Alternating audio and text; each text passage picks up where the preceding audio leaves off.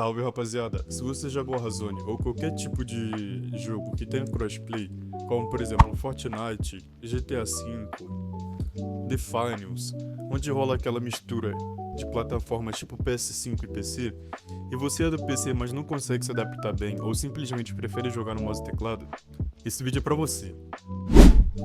E eu vou te mostrar como mudar sua mira de forma absurda ainda hoje usando o emulador de controle que permite você jogar com mouse e teclado, usando o Eye Assist do controle sem precisar de um controle de verdade. E calma, isso não é cheat, não dá ban, não tem risco. O próprio Windows reconhece o emulador de forma nativa do sistema. E isso faz com que o emulador não seja um cheat ou algo ilegal para o jogo.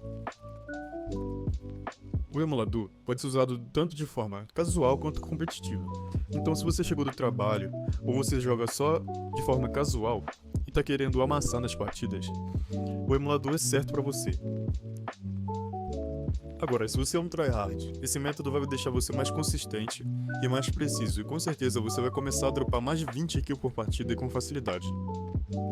Se você curtiu a ideia de ter Eye Assist no seu mouse e teclado, entra no nosso servidor, que tá no link da descrição, e vem adquirir e fazer novas amizades para você jogar sempre e amassar todas as partidas.